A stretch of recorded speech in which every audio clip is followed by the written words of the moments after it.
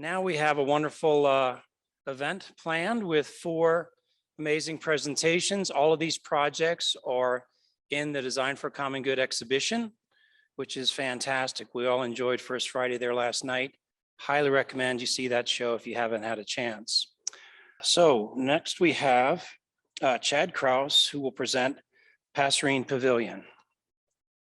Today, I'd like to tell the story of the Passerine Pavilion. Durwork Studio is the studio I teach, and we've been engaged in designing and crafting modest works of architecture, ranging from interior architectural renovations to small-scale structures in the landscape. And each project seeks to contribute to the common good in whatever small way we can. Whether we're working with local partners in Haiti to envision a new emancipating building technique, or whether we're working to breathe new life into neglected spaces.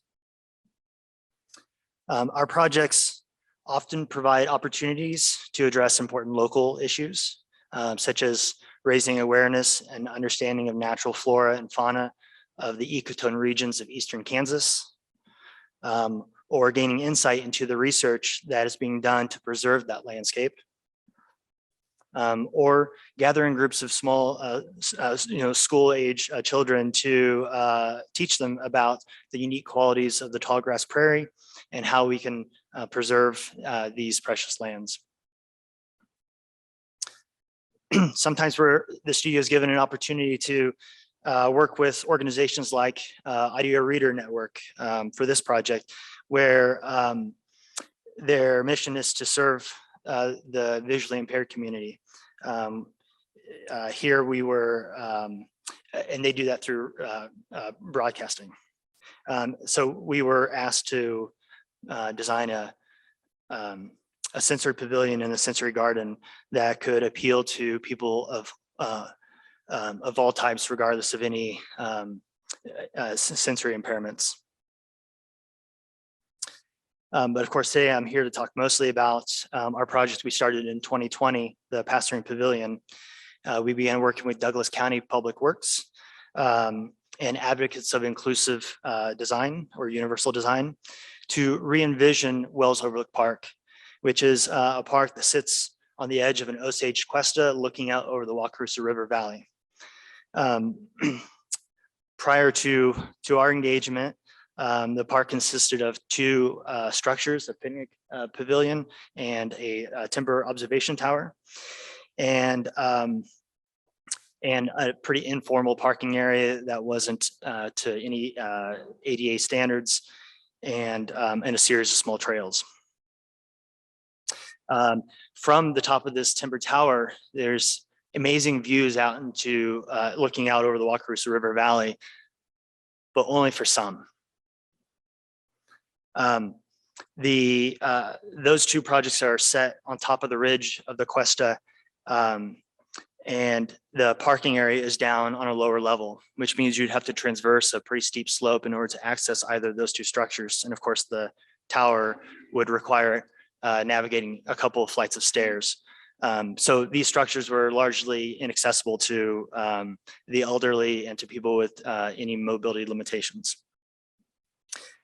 In addition to thinking about those 2 those 2 structures and their limitations, we were tasked with creating a prairie restoration project.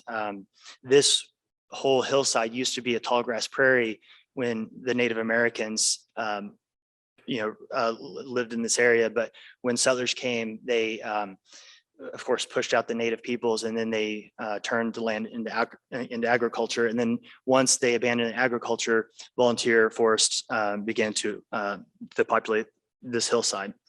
So one of our tasks was to clear a view shed and to create a restoration prairie project. We as a studio are always looking for ways to engage our local communities, to engage as much as possible, the means and methods of construction and fabrication, materials and their weights and properties, getting students out of the kind of hypothetical design studio and really forcing them to, or encouraging them to engage with the world around them. And one of the most, impactful ways to engage, of course, is to develop deep empathy with those who you're serving, those who will be most impacted by your project. We had the good fortune of working with some dedicated advocates of universal design, who also loaned us, in addition to their expertise, a wheelchair, so that my students could sort of feel, at least momentarily, what it was like. And also, we mapped out different configurations of the pavilion in our warehouse so that we could test turning radiuses and other ergonomic issues. We work iteratively in the studio, and through sketching and drawing and especially model making and prototyping. These study models, for example, demonstrate a key design concept that if we couldn't bring all potential visitors to the park to the top of the tower, then we perhaps could bring the experience of being perched on the landscape to all the people who come to visit the park. And so our key strategy was to position the scenic overlook at the edge of the cuesta, so that we got some separation between the ground plane and the pavilion as it cantilevers out over that ground plane. So our basic partie was we have this low angled gabion wall, which would guide visitors along that hillside out to that viewing platform. We use native limestone to fill the gabions. And the break in that wall creates a kind of entryway into a micro demonstration prairie garden, which would allow all visitors to be able to experience the diversity of the prairie, even if they weren't able to go out into our prairie landscape. The viewing platform cantilevers out over the landscape, and then the the timber roof protects viewers as they look out north and east to that landscape. In the design build studio, as many of you already know, the act of making is inextricably intertwined with the act of design, creating a feedback loop that unfurls throughout the entire project. So what this means for me in a practical sense is that even during design phases, we're deeply invested in tectonic considerations. We're always exploring means and methods of construction, material capabilities, and so on. And during construction, we're always still thinking about design, about a kind of adopting an improvisational approach to the execution of the design. Despite the disruption of the pandemic, which occurred right in the middle of this project, the students persevered. Here you can see the students constructing the pavilion and also beginning the prairie restoration project. It was important for us throughout the design process that we invited our advocates for universal design to our studio to work through the design process with us. But it was equally important to invite those same people to join us during the construction process to help us look for opportunities to continue to perfect the design. One example, for instance, is we redesigned the edge detail of the viewing platform when we recognized that the weight of a person in a wheelchair could push against the cable rail, and it would deflect enough to pin the wheel against the side of the deck. And so we changed the edge detail before we built that.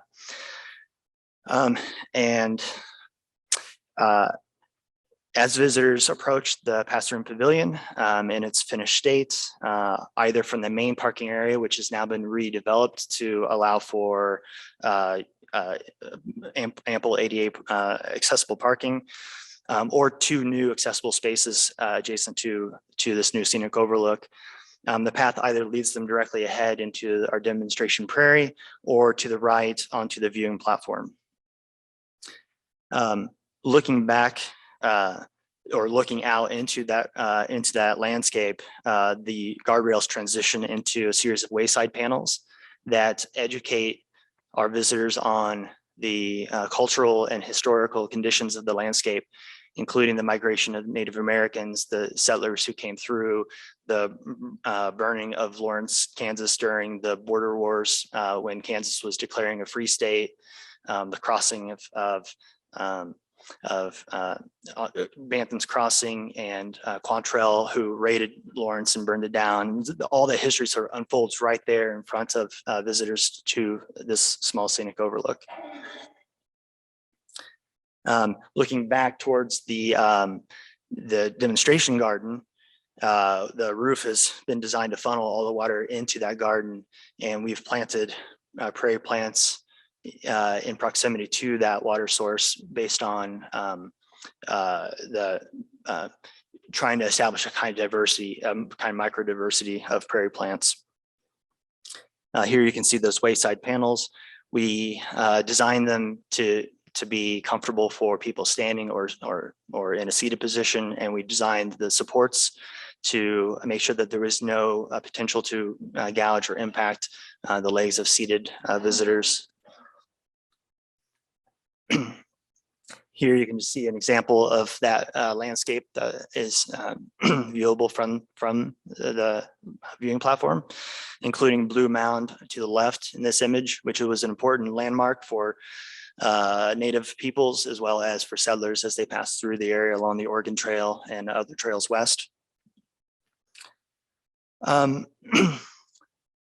Even though the structure is pretty modest and the kind of separation from the ground is a fairly modest one, the feeling of standing there at the edge of this platform, looking out as the landscape slopes away, you feel a sense that you're kind of elevating off of the landscape like a prairie bird leaping off the side of a hill. We get visitors who come out all the time and even in the short period of time that it's been up, and tell us about the experience of being able to go out and see this landscape, particularly those members of our community that hadn't had access to the timber tower before. And it's my hope that the students who are involved in this project, they see these kinds of experiences during construction and after construction, and they're impacted by it. And that even though this is a pretty modest project, that those lessons will carry forward with them when they're working in larger contexts and more complicated projects.